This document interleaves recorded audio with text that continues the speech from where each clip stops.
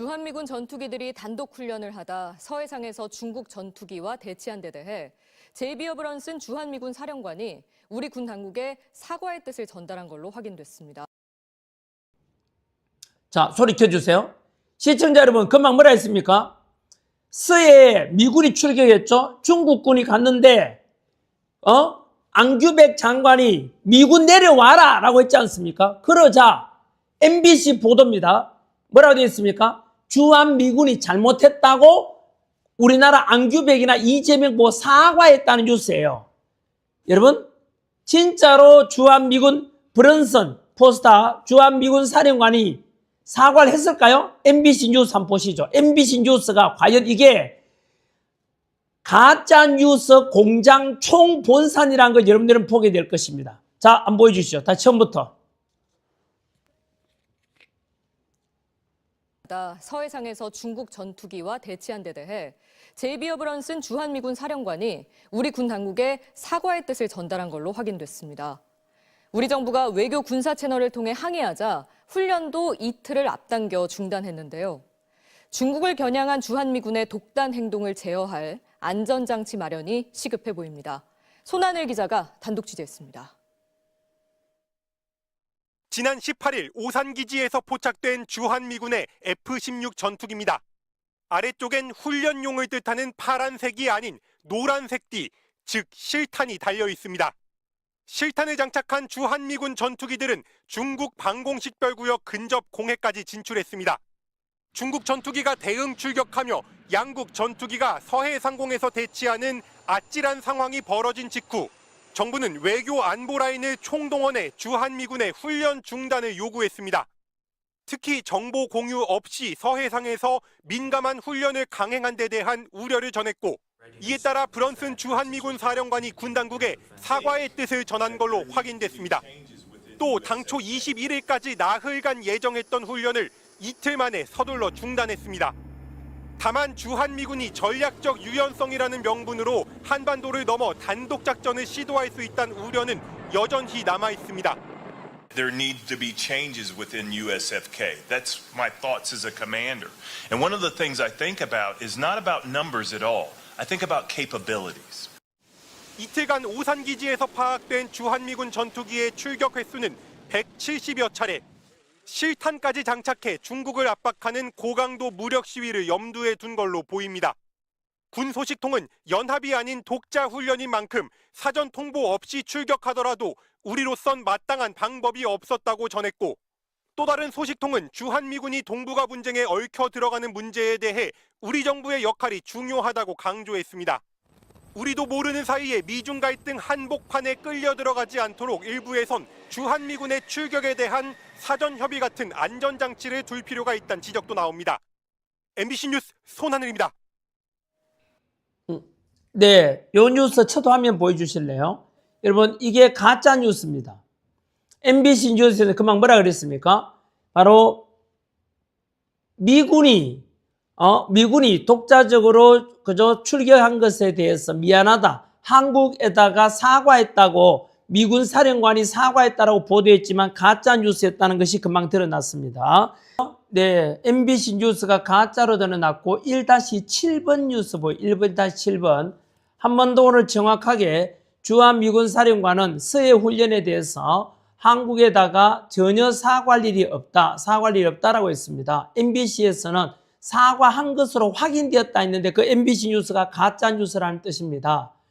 자, 시청자 여러분, MBC가 그렇습니다. 또한 저는 이걸 통해 뭘 볼 수 있습니까? 어제도 말씀드린 대로 한미 동맹 관계는 이제 끝났구나라는 평가를 드립니다. 관세에 대해서도 마찬가지고, 네.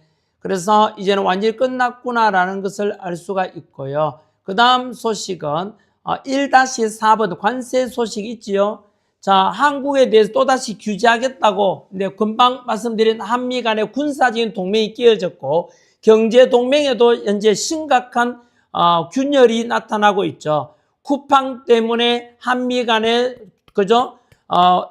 갈등을 겪었고요. 그리고 미 의회 301조라는 것은 여러분 많이 들어봤죠? 미국의 불공정 무역 행위에 대한 보복 조치를 가리킵니다. 그래서 미국이 또다시 한국에 대해서 규제하겠다. 이건 한국이라기보다는 이재명을 겨냥한 것이다 라고 보시면 되겠지요. 그죠? 제가 이재명 아웃이라는 걸 계속 이야기해 왔잖아요. 그게 진실이죠. 이미 이재명은요, 미국으로부터 아웃입니다. 오죽하면은, 백악관에서 전환기를 통해서 지금 현재 초청 요청이 와 있는 상태 아닙니까? 네. 그래서 백악관, 저는요, 혹시나 이 방송 보시는 경찰이나 또는 좌파 언론들, 똑바로 보도하십시오. 네, 전환기를 그럼 함부로 건드리지 마십시오. 네, 저는 분명히 경고합니다. 네.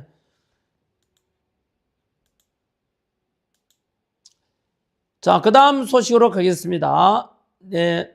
그 다음 2- 국내 정치 소식 가기 전에, 영상 소식 3번 영상 보여주십시오. 3번 영상하고 10번 영상 보여주십시오. 한미 간에 어떤 생각을 가지는지. 3번 영상.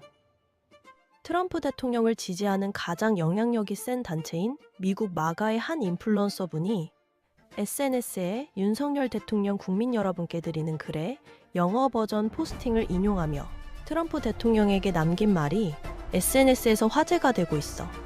이 인플루언서는 윤석열 대통령 이 사람이 진짜 사나이다. 훌륭한 남자다. 트럼프 대통령님, 중국 공산당이 윤 대통령에게 당신에게 했던 짓을 똑같이 하도록 내버려두지 마십시오. 라며 트럼프 대통령에게 윤석열 대통령을 도와줘라라는 의견을 남겼어. 미국 마가에서 윤석열 대통령을 응원하고 있다는 게 너무 고맙고 든든하네. 네, 시청자 여러분, 요즘 미국에서 나오는 고던 창 변호사나 진 커밍스 이런 분들 글 보면은, 그죠? 특히 진 커밍스 이런 글 보면은 제가 말씀드렸죠? 한 개인의 미국 목소리가 아니에요. 한 개인의 목소리가 아니죠. 진 커밍스 글 올라오는 거 보면은 굉장히 많은 정보를 집약한 굉장히 인텔리전스로부터 받은 정보라는 느낌이 확 들지 않습니까? 그리고 우리나라에다 던지는 메시지를 계속 보내고 있죠. 제가 그래서 이것을 전환기 뉴스에서 아주 정기적으로 일주일에 한 2회 정도 미국으로부터 오는 소식을 제가 대신 전해드리고자 합니다. 그래서 최수용, 어제도 물으니까 다 알더래요. 아는 분 마시더 최수용 국정원 출신이죠. 국정원에 최수용 선생님을 모셔가지고 영어로 된 미국 소식을 진 커밍스라든가 고던 창이 이런 메시지를 전환기 뉴스에서 전해드리는 통로로 삼고자 합니다. 여러분, 어제도 말씀드린 대로 베네수엘라의 마두로를 군사 체포 작전 해오고 난 뒤에 누군가를 세워야 되는데 세울 대체 인물이 없었죠. 그래서 노벨 평화상 받은 마차도가 나에게 정권을 달라 하니까 트럼프가 노했습니다. 왜냐하면 마차도 보내가 도저히 통치 능력은 없다라고 판단한 것이죠. 그래서 저는 뭘 기대하느냐 하면은 제가 계속 말씀드렸지요. 윤석열 대통령이 유일한 미국에서 지지하는 인물이다. 그래서 윤의견이 될 것이다 라고 제가 계속 이야기하잖아요. 지금이라도 이재명 잡아가 버리면 마두로처럼 잡아가 버리거나 체포해 가거나 이재명이 재판받아 감옥 가면은 대체제가 누굽니까? 윤석열 대통령입니다. 시민 여러분, 이 싸움은 하루아침에 시작된 것이 아닙니다. 좌익 세력은 30년 전부터 총칼이 아닌 제도와 언어로 체제를 바꾸는 전략을 준비해왔습니다. 거리투쟁이 아니라 교과서, 법률, 행정규칙, 인사 시스템을 통해 조용히 침투했습니다. 국민이 눈치채지 못하는 사이 개혁과 진보라는 말로 포장해 기존 질서를 흔들었고, 저항하면 시대에 뒤처진 세력으로 낙인 찍는 방식을 반복해왔습니다. 시민 여러분, 좌익 전략의 핵심은 한 번에 무너뜨리지 않는 것입니다. 급진적 변화는 반발을 부르기에 그들은 점진적 변화를 선택했습니다. 제도 하나를 바꾸고, 용어 하나를 바꾸고, 기준 하나를 낮추며 10년, 20년을 쌓아왔습니다. 그렇게 쌓인 변화는 어느 순간 되돌릴 수 없는 구조가 됩니다. 국민이 느낄 때는 언제 이렇게 됐지라는 뒤늦은 자각만 남게 되는 것입니다. 시민 여러분, 행정은 체제의 혈관입니다. 좌익은 선거보다 먼저 행정을 노렸습니다. 공무원 조직, 위원회, 자문기구, 시민단체 연계 구조를 통해 정책 결정의 중간 단계를 장악했습니다. 선출되지 않은 권력이 실질적인 결정을 내리는 구조가 만들어졌고 책임은 흐려졌습니다. 이 과정은 합법의 외피를 쓰고 진행되었기에 더욱 위험하며 국민의 통제 밖에서 힘을 키워왔습니다. 시민 여러분, 교육은 가장 장기적인 전장입니다. 좌익은 학생들에게 특정 가치관을 정답처럼 주입하는데 수십 년을 투자했습니다. 비판적 사고라는 이름으로 국가 정체성을 부정하고 자유민주주의의 성과는 축소하며 체제에 대한 불신을 심었습니다. 이렇게 자란 세대는 투표와 여론 형성의 주체가 되었고 자신들이 왜 그런 생각을 갖게 되었는지조차 인식하지 못한 채 움직이게 됩니다. 시민 여러분, 경각심은 공포가 아니라 책임에서 나옵니다.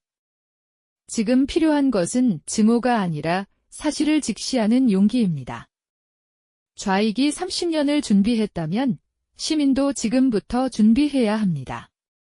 정보의 출처를 따지고 프레임을 의심하며 스스로 생각하는 힘을 회복해야 합니다. 이것이 체제전쟁에서 가장 강력한 무기입니다. 시민 여러분, 아직 늦지 않았습니다. 체제는 무너질 때보다 지켜낼 때 더 많은 노력이 필요합니다. 오늘 우리가 무엇을 보고 무엇에 분노하며 무엇을 선택하느냐가 다음 세대의 자유를 결정합니다. 이 싸움은 특정 진영의 문제가 아니라 대한민국의 미래를 지키는 문제입니다. 지금 깨어나지 않으면 내일은 선택권조차 사라질 수 있습니다.